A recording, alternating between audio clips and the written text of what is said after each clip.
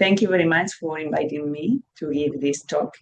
It's a pleasure for me to have this opportunity to explain the things about my research and what is my last topic of research, which is indeed in economic geography. No, I started to develop this type of models.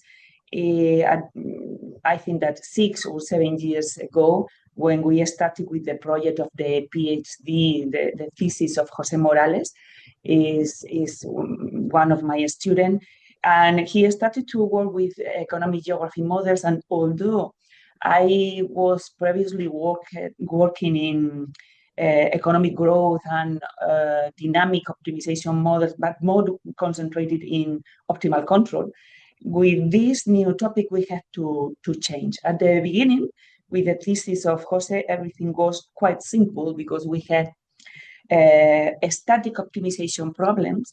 Economic geography deals with problems of location of firms, no? How firms decide to locate in some places in some countries or in some regions, which are the forces that push them to concentrate in an industrial core, and why other zones remain depopulated or disindustrialized. This is the main topic of economic geography. And sometimes environmental policy affect to this reallocation of firms, because the firms try to avoid cost, and if they find that the restriction for environmental pollution are very severe, then they change their location. This happened.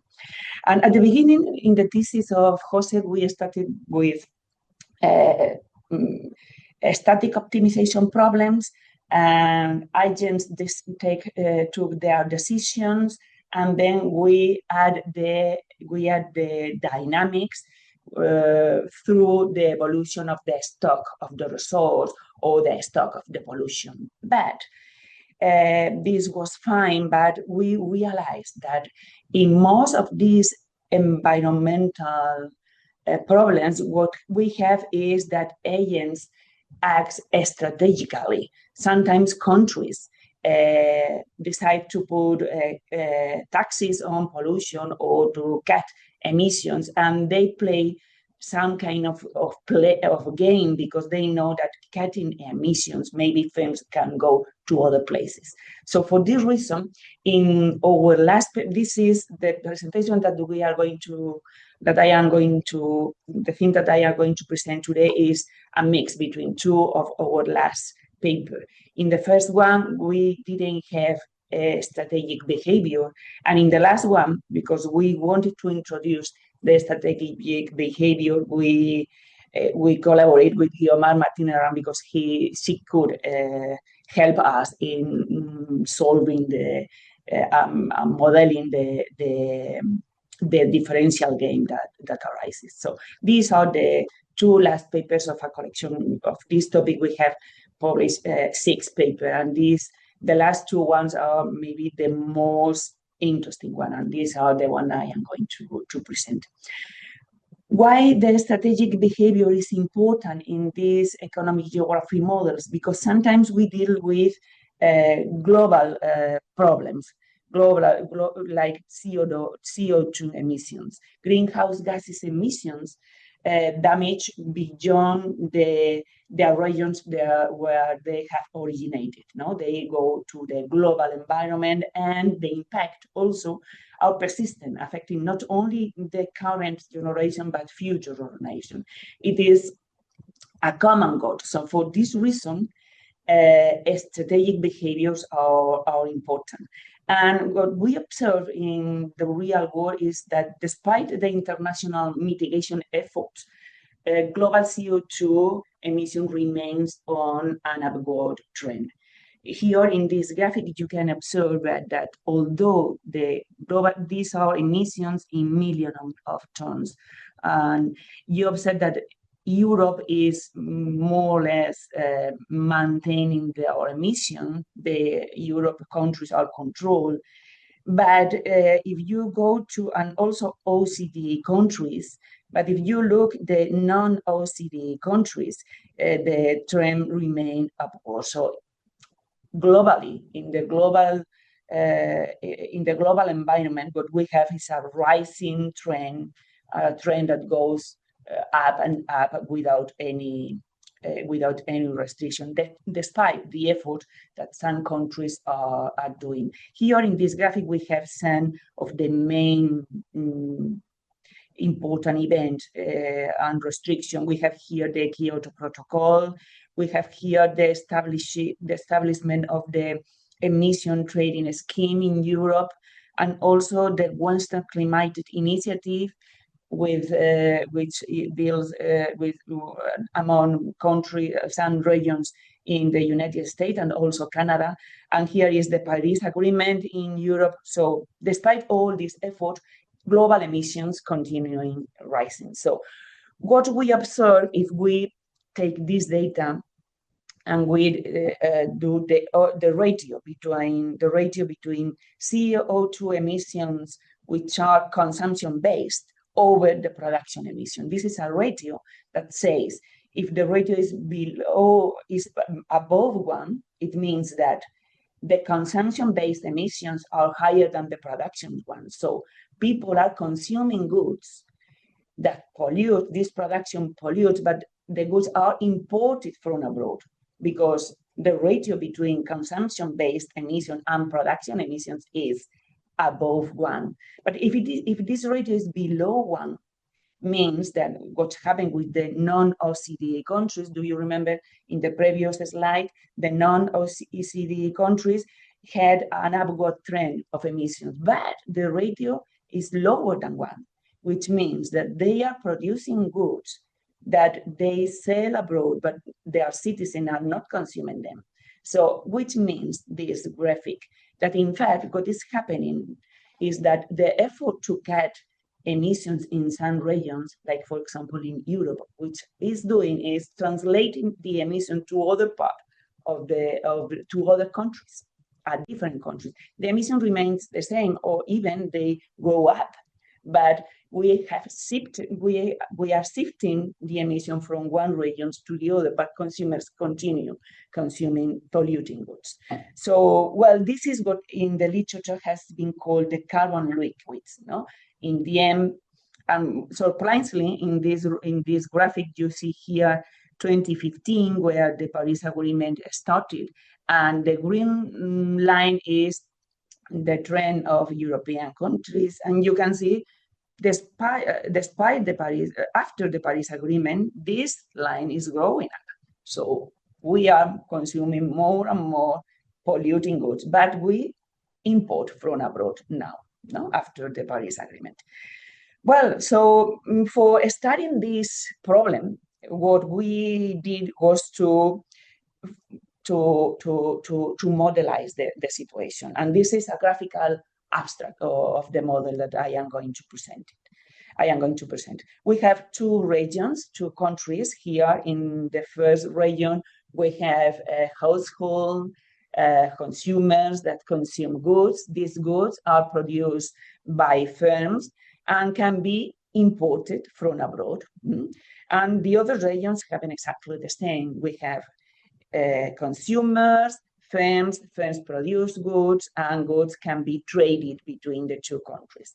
And upward, we have the authorities. We have the authorities here. The authorities impose the environmental policy to the firms. They limit the emission permits. They limit the emission permits, and well, these emission permits, the effective emissions goes to the global environment, and they accumulate in a stock of pollution, which is set. Set is the accumulation of all the emissions coming from both regions.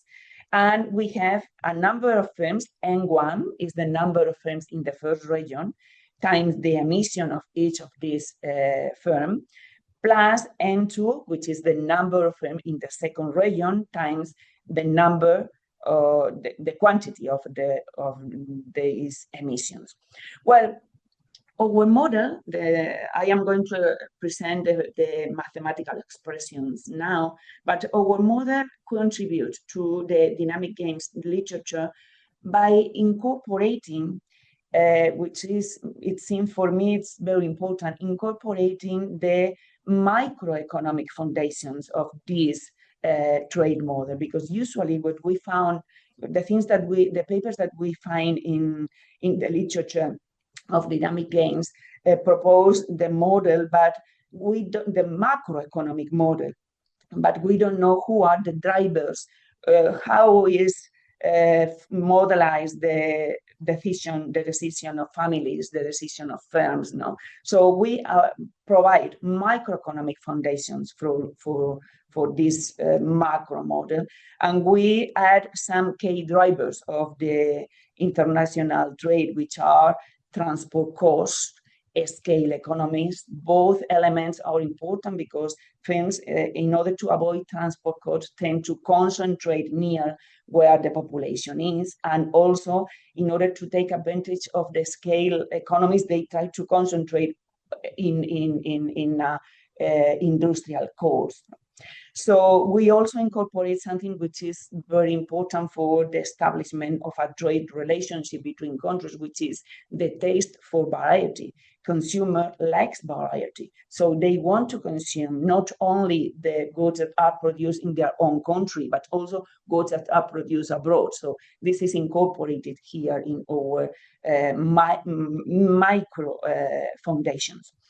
So this is our contribution to the dynamic games literature, but also we contribute to the economic geography literature because we incorporate the strategic behavior in this model. Till now, up to our knowledge, there isn't models that deal economic geography problems with the strategic behavior.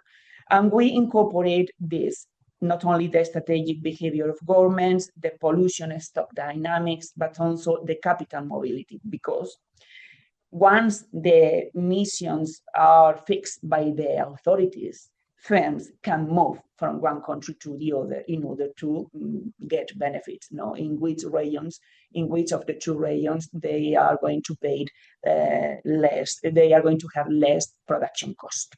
Well, this is the abstract of our model, and now, well, we are, I have said, we are in between these two literature. We are in the literature of dynamic games and environmental pollution, and what we have added to this literature is the micro foundations of the different agents that are below the macro model.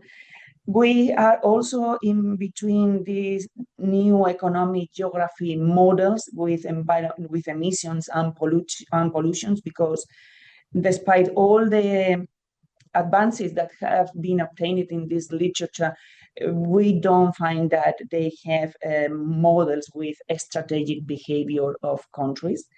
And in between, we are in between these two literature. And the models that we know is the one by Forlitz and co-authors in 2017, and Janas and Kameh in 2022. But the difference with our model is two main differences.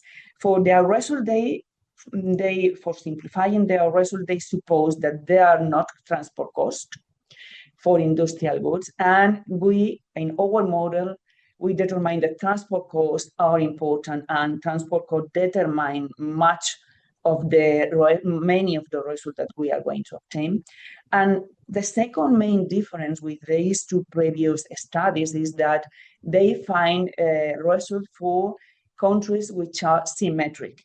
That is, countries which has the same number of firms. But this is not our case. We can have different number of firms. So we haven't a symmetric problem. We have asymmetries. Agents are equal.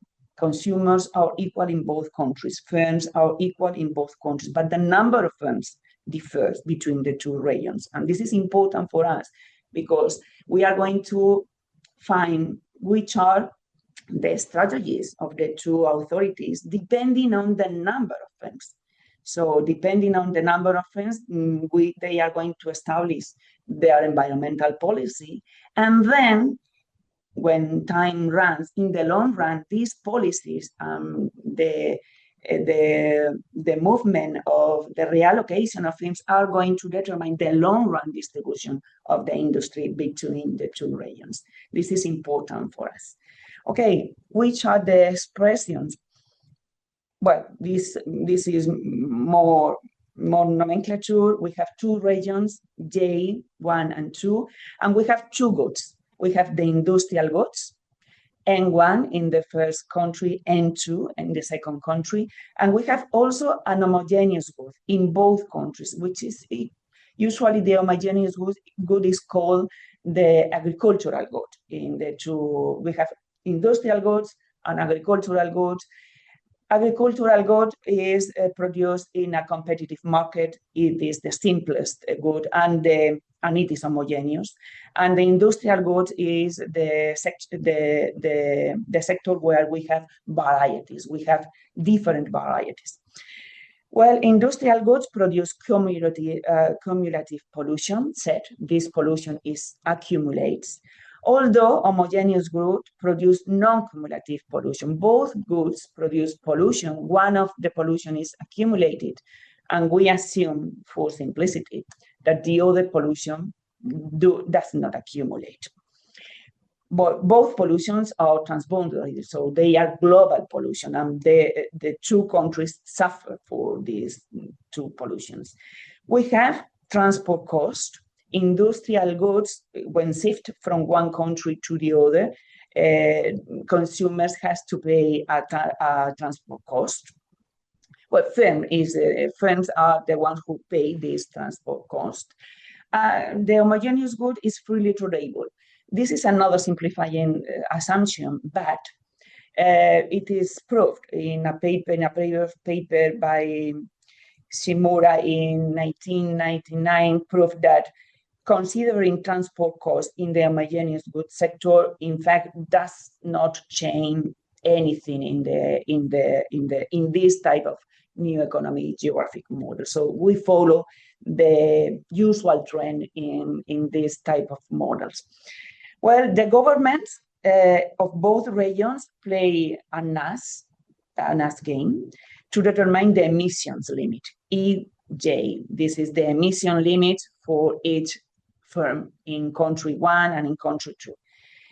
In the second step, firms go to the market of emission permits. There exists a market of emission permits, and they buy their emission permits. So the price is established in equilibrium. We have the demand of emission permits, and we have the supply, and the price gamma is determined in the market of emission permits. Then both types of goods are produced and sold with the emissions. And in the last step, household obtain utility from consumptions of this good, and also from wages, because they work in the industrialized sector and in the industry, and also in the homogeneous sector. They work in the two sectors. And they also receive the profits from the capital that they own. P is the profit of capital. So this is more or less, these are the variables that we have here. What about household? Household, well, because we want to solve a differential game, we have chosen a linear quadratic utility function. This is a use of some utility function that is used in this type of models.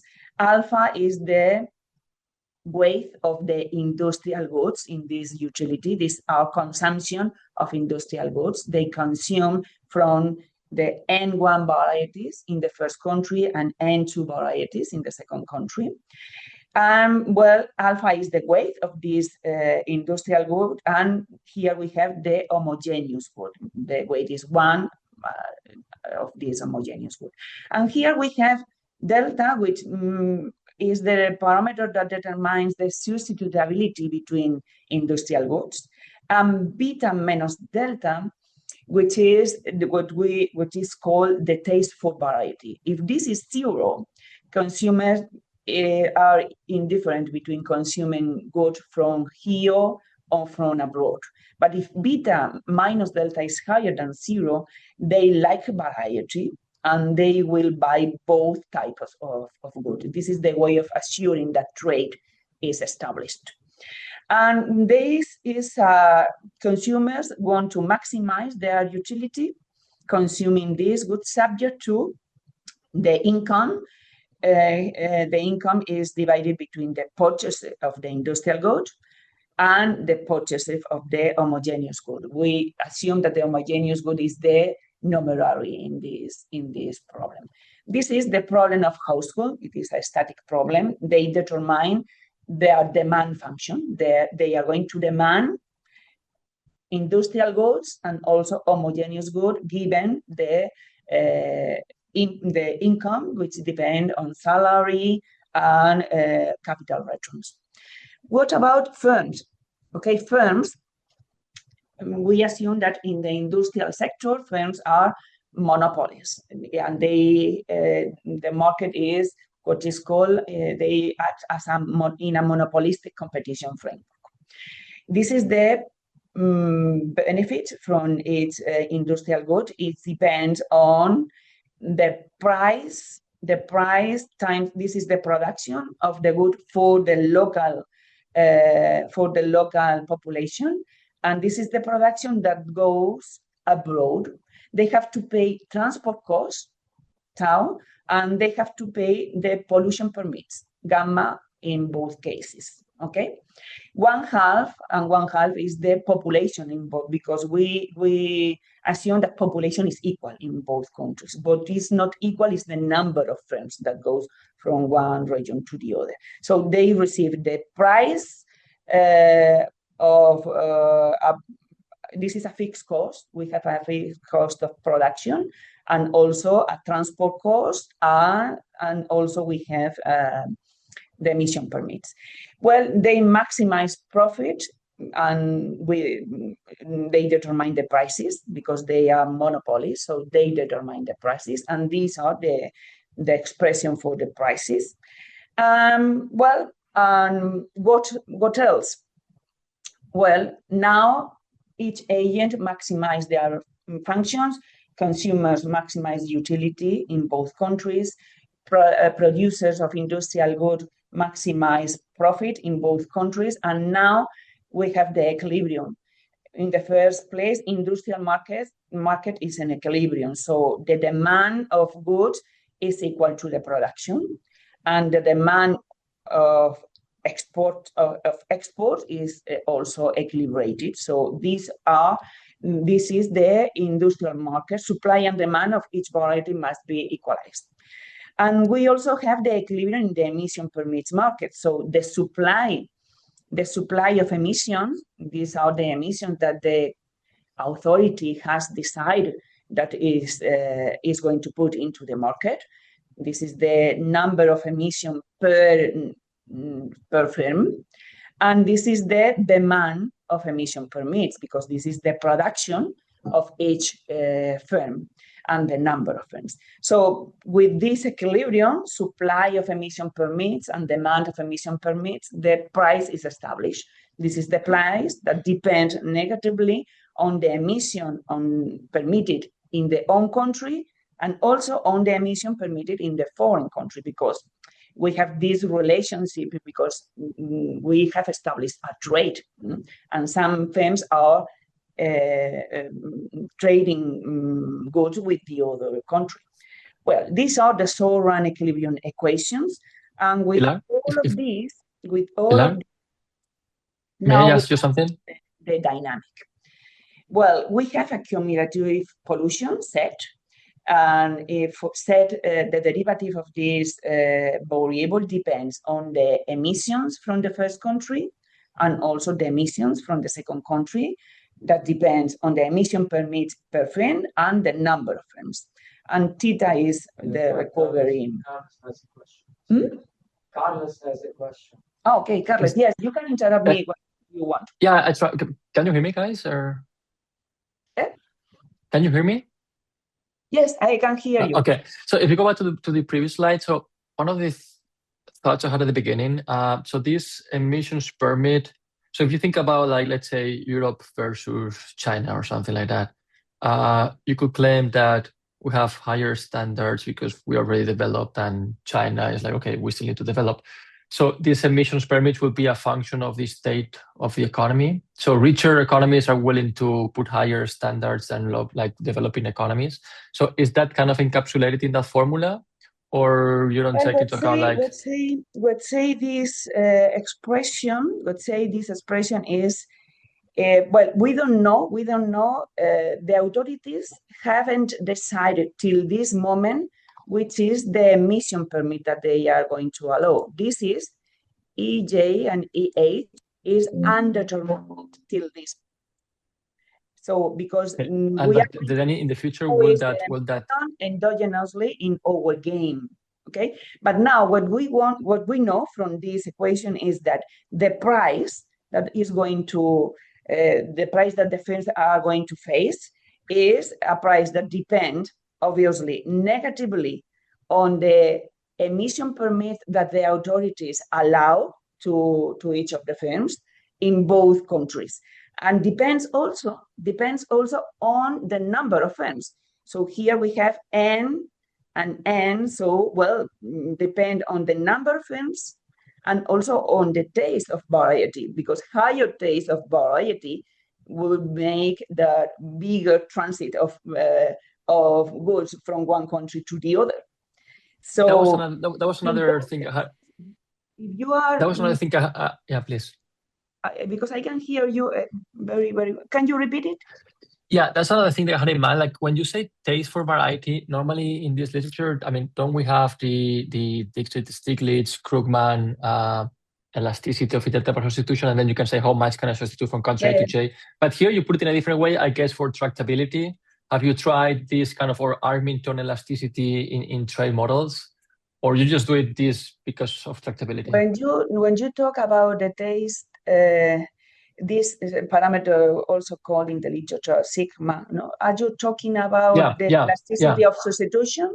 The elasticity of substitution. This is not exactly the same, because it is not an elasticity of future consumption by actual consumption. It is not an no. But this is like even in the same period, like you have this elasticity of substitution between a Chinese product, a European product, and and there's like you can have these biases as well. But this is a bit different. I was just wondering if you have tried, because that's what some literature calls also like love for variety with different countries. Yes, if you have considered the love of variety, in fact, is it was this beta minus delta thing, right? Beta higher than delta means that people love variety because we have a linear quadratic structure. We are fixed to this linear quadratic structure. Otherwise, we cannot solve the game. Yeah. Okay. And the utility function you are thinking on, I think that they don't fit this structure. No, they are not. They are not in this structure. Thank you so much. So regarding what you said, poor and rich countries, well, here you have the number of firms. We cannot say if the countries are poorer or richer. We say if they have a higher number of firms or if they have more firms or less firms. This is what we can say till in this moment, more or less firm, but not that. What about the wealth? We are going to see now. What about the social welfare? Because we are going to solve our problem with social welfare. Okay. So summarizing. If emissions increases, the price goes down. Yes, the emissions here, the emission that are the authority as allowing to emit. The authorities put more emissions in the market, so the price reduced. These are exogenously given. We are going to endogenize now, but till this moment is exogenous. Till this moment is exogenous. Now, in the following slide, the government decide which is the amount. But now, no. Here is this equation is supply equal to demand. And what is the supply? The supply is the supply that the government decides. And what is the decision? The decision of the government is that each firm, we have NG firm, and each firm is allowed to pollute EJ and no more. This is the supply and firms demand, of course, firms demand. What happens if the supply increases? If the supply of emission permit increases, the price is going to be down, is going to reduce, is going to be reduced. This is, okay? Now we are going, I know that you are willing to endogenize this period, but this is what we are going now, to endogenize this, which is the quantity of emission permits that the first country and the second one decide to put, because they know that if their decisions are going to affect to the global environment, and in the end, they are suffering this global pollution. So, well, this is the cumulative pollution that depends on the two emissions, or the emission from both countries, and also the global pollution of the which is a non-cumulative one. This is not very, it is not any difficulty, it's very easy to deal with it. Okay, each regional government knows how the private agents behave. They know how consumers behave because they are the authorities. They know the demand functions of the consumers. They know the prices that the firms are going to impose in order to maximize their profits.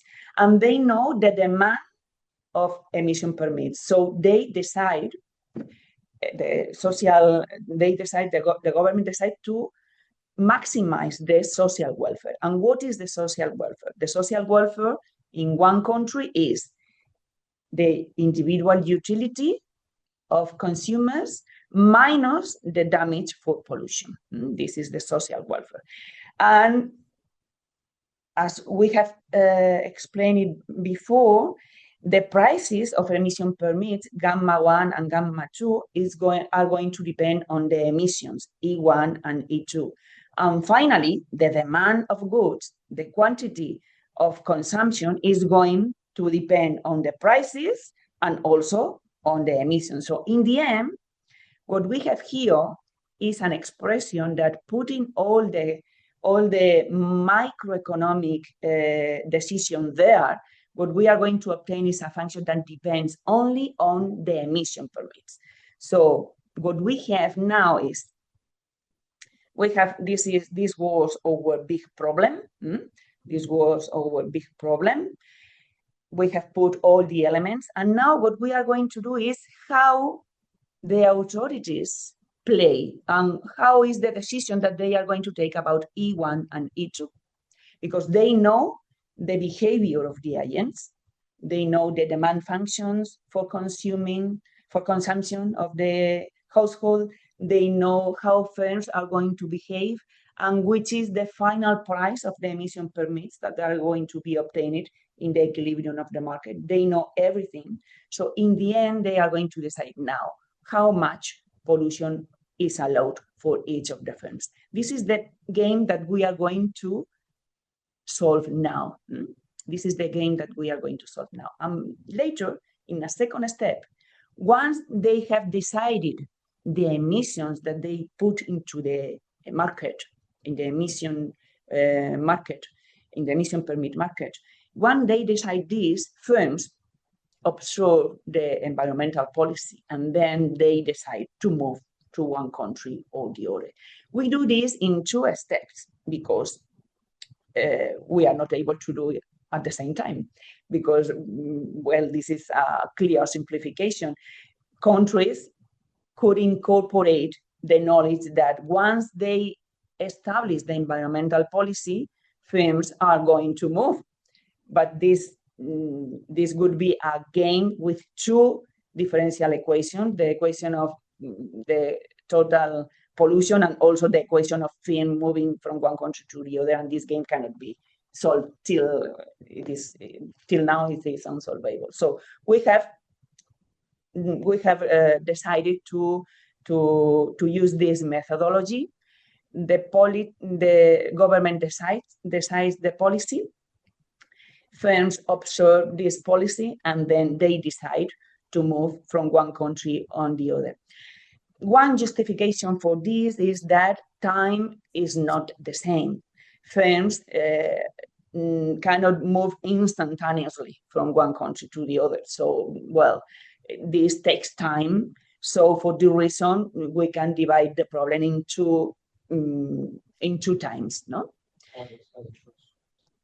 Yeah, María Pilar, Yes, I was just thinking, is there any reallocation cost or when Hello, can you, do you have a question? Can you hear me? I was just thinking can you hear me now? Hello? Yes. Hello. Yeah. So is there any reallocation cost, or when this happens, the jump is immediately No, or there's a cost of reallocating? No, first don't have any cost to reallocating. No. Because this could completely even reverse the story you have, no? Like, I mean, even if it's cheaper to go to China, but then it's like setting up all the firms, and then all these effects could cancel out, no? Or you've thought about that, or? Of course, it is a simplification. Firms may incur in cost of translating, yes, but this is not contemplated here. No, we cannot do it. Okay.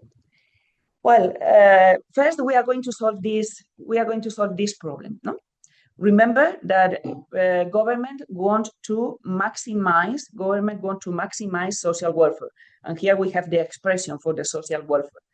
The social welfare is the individual utility minus the damages from pollution. And this demand function depends on prices, and prices depend on emissions. So in the end, what we have is this problem. The social welfare depends only on the emissions.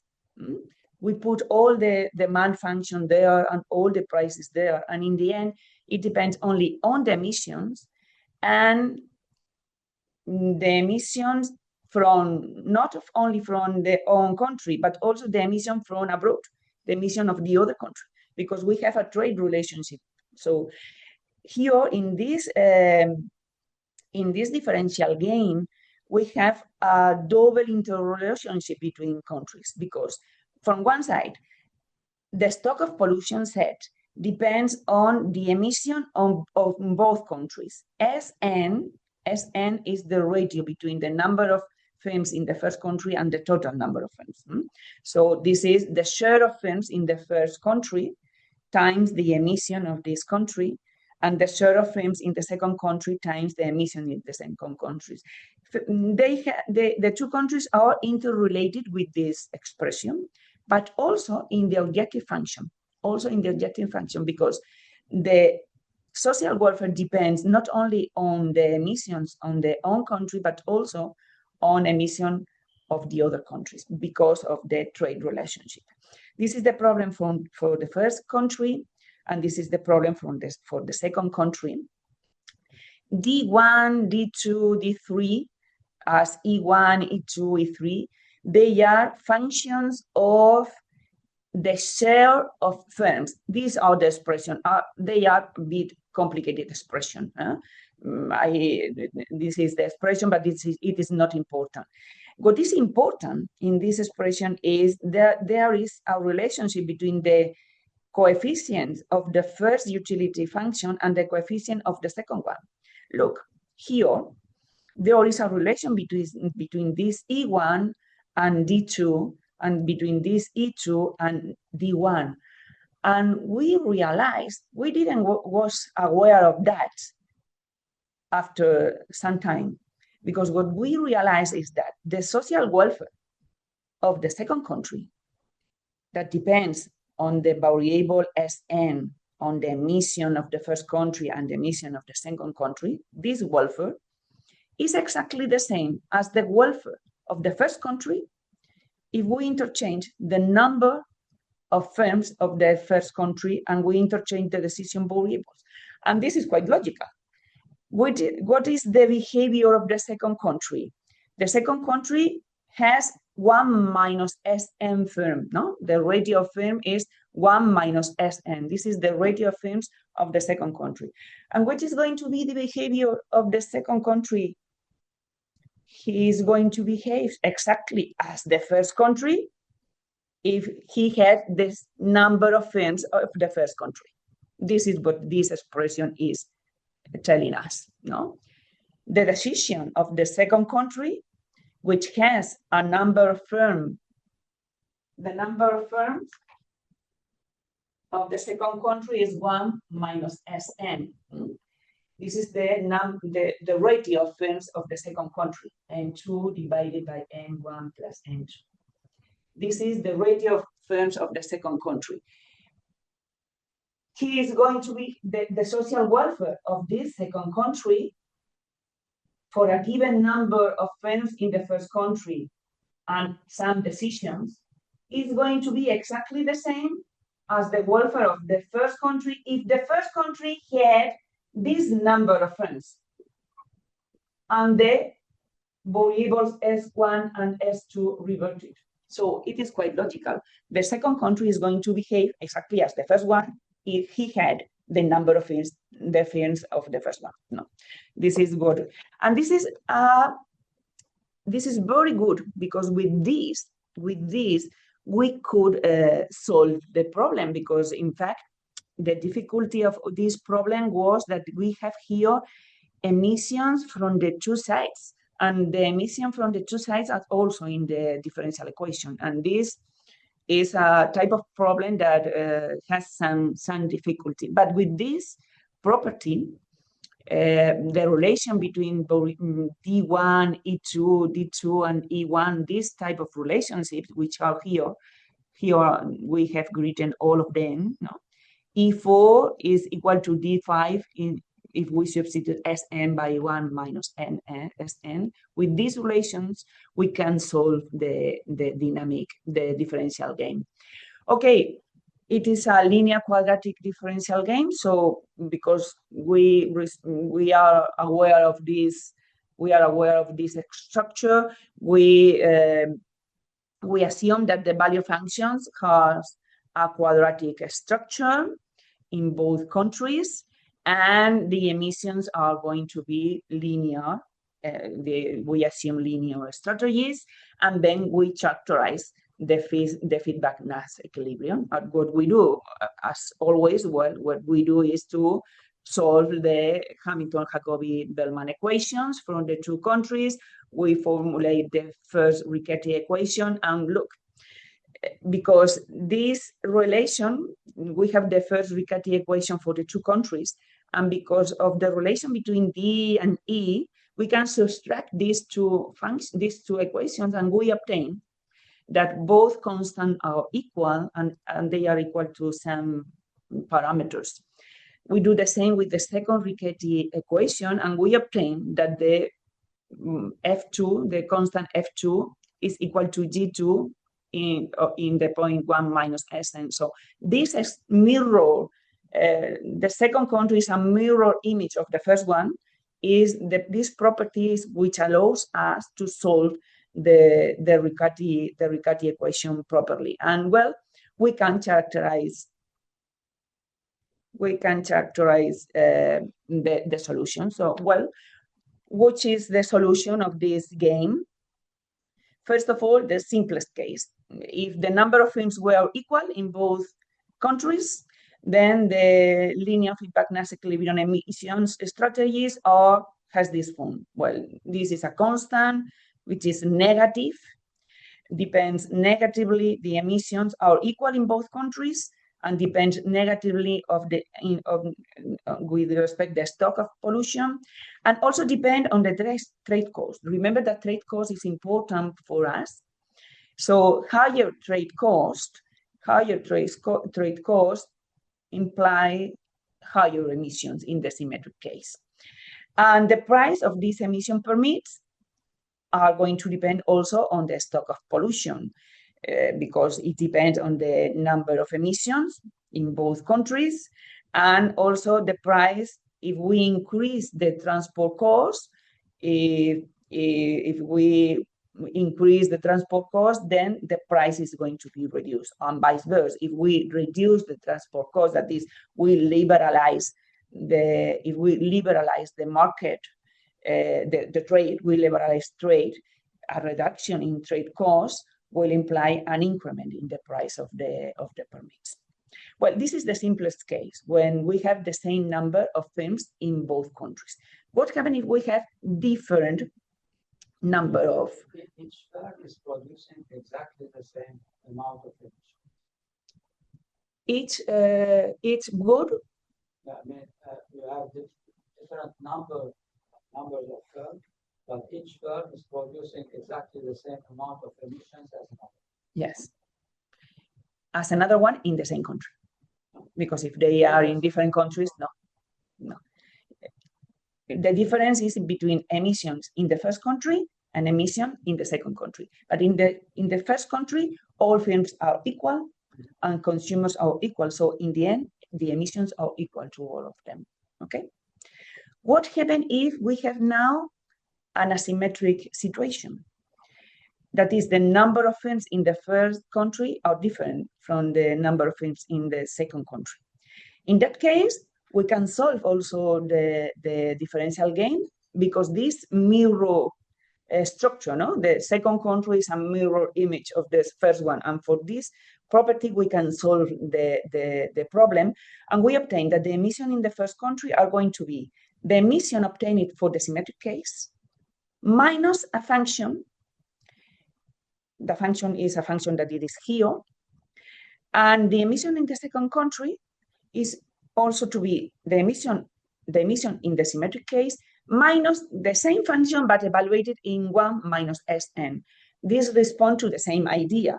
The emission in the country 2 are going to be the same as the emission in the country 1 if they had the same number of firms. No.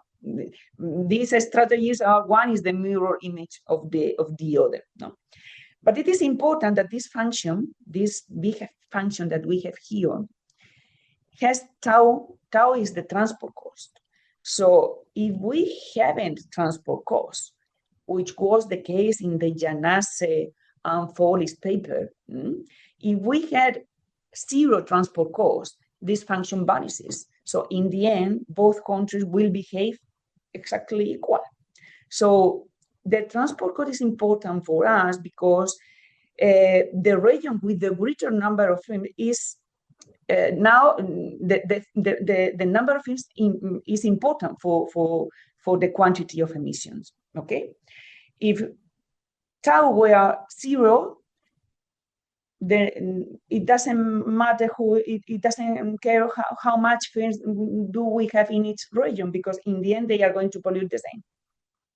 The main result here is if trade were costless, the region with the greater number of firms is the most polluting region. And in our case, maybe this is not true, because now the bigger region not necessarily is going the one who is going to emit more, because this multiplication here. Okay, this is one of our important results. And well, imagine that the number of firms in the first country is higher than the number of firms in the second country. Imagine this situation. Then the parameter that play a key role is the damage on consumer utility. S set is the damage of pollution in the utility of consumers. If this damage is low, below a certain threshold, this is a threshold that depends on the parameter of the model. If this damage is low, then the bigger region, the region with the bigger number of firms, is going to be completely irresponsible, because it's going to emit more than the region with the lower number of firms. And they are going to emit more than in the symmetric case. This is called, for us, the irresponsible hostage behavior. No, the bigger region is acting irresponsibly because it is throwing a lot of quantity of emission, and the other region 2, is suffering the consequences of this. Even more, the total welfare in the region 1 is going to be higher than the welfare in the region 2, despite the damage of the emission, despite the damage of pollution.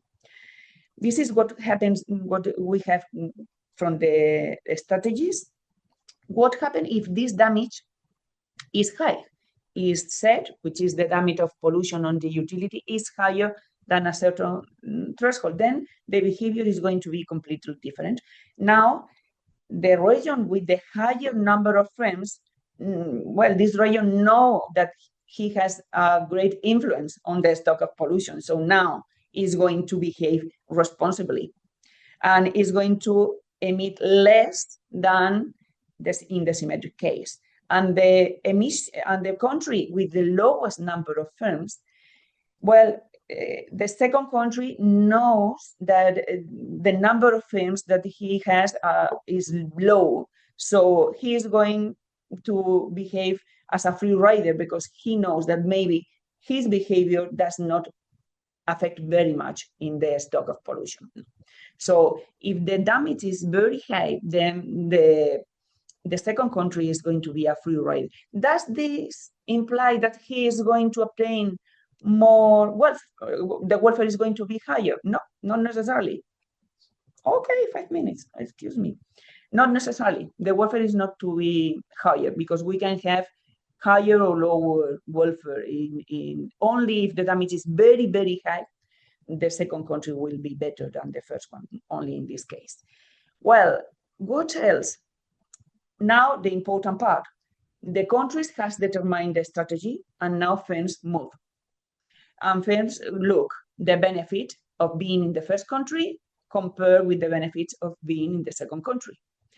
Well, starting from the symmetric case, if we start at the symmetric case and one single firm decide to pass from the second country to the first one, this derivative is negative. So implies that he is not going to give this step. So we have here a dispersion effect, no? Because this derivative is negative. But if the price of emission permit is constant, but what happened now? That the price of the emission permit is not constant and depend if our behavior is like in the case irresponsible hostage or if our behavior is like in the second case. So depending if we are in this fair place, what happens is from one side we have a dispersion effect and the price in the first country is going to be much lower than the price in the second one. So the firm is going to move to the first country. So this favors agglomeration. Contrary, if the first country is responsible, the firm is going to incur in higher prices if they move to the first country. So this is going to favor dispersion. So what we have?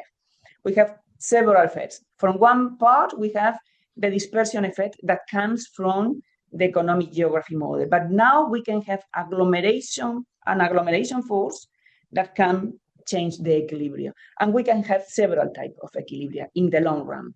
One of the equilibria that we can have is that all the industry is concentrated in one of the two countries. This is one outcome. They can be in the first country or in the second one. Total concentration. This is one of the equilibria that we can have. In this case, we have the highest stock of pollution in this situation.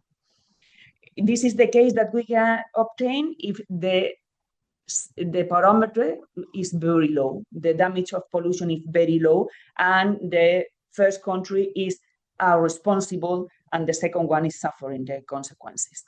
This is the first type of equilibria that we are going to obtain. The second type of equilibria depends on the transport cost. We are going to have a symmetric equilibrium, the same number of firms in the two countries, or intermediate equilibriums here for an intermediate value of trade cost, or complete agglomeration in the first country. This is another type of equilibria that we can have. What happened with the stock of pollution? Well, in the symmetric equilibrium, we have the highest stock of pollution, and the partially agglomerated equilibrium, this is some firms, the majority of the firms are in the first country, although this is SN, no? So the majority of the firms are, 80% of the firms are in first country and 20% are in the second country. So the stock of pollution is going to be more or less here. And if we have total agglomeration, then we have a higher stock of pollution. And finally, if the sensitivity of the utility function to the pollution is very, very high, then the symmetric equilibrium is the long run that we are going to obtain. And the stock of pollution is going to be this one. So, well, what we have with if we look this, the intermediate values of the parameter, if we look this type of equilibrium, what happened with the stock of pollution? Look, excuse me, here. What happened with in this type of equilibria? What we have is that the stock of pollution depends on the transport cost. Depending of the transport cost, we are in this equilibrium, in this or in this. So the stock of pollution is going to depend on the transport cost. And can we affirm that a reduction in the transport cost is going to reduce the stock of pollution? Not always, not always. Because if we are, note that we have, we have asymmetric equilibrium, partial agglomerated, and total agglomeration. So if we are in the symmetric equilibrium, a reduction in the transport cost reduces the stock of pollution. But when we surpass certain threshold for the transport cost, we go to the partial agglomerated equilibrium, and then the stock of pollution increases. We arrive to the agglomeration equilibrium, which is we have a higher stock of pollution, and of course, in this new situation, reduction in the transport cost reduced. But we can arrive to a higher level of pollution than in the symmetric case, reducing the transport cost. Okay, so well, I think that here I am on time. So these are the conclusions. The conclusion is that the strategic interaction between the countries gives different results than ones obtained by a simple economic geography model, because this strategic behavior can reinforce the agglomeration forces or can reduce and disperse the industry. Well, we obtain that the larger, if we have a large industrialized region and the damage is not very high, the damage of pollution is not very high, then this region is going to act irresponsible and is going to emit a huge quantity of emission, is going to put into the emission trading market a huge quantity of emissions. Well, if this damage is very, very high, then the behavior is going to be reversed. The smaller region is going to be a free rider and is going to emit per firm much more than the big region, but the number of firms is very, very low, so the effect is not going to be very significant. So in the end, we have a competition effect given by the economic geography dynamics. From the other side, we have the strategy of the countries that can affect this competition effect and can foster the agglomeration or can foster the dispersion, depending on the sensitivity of population to the stock of pollution. And that's all. Thank you very much.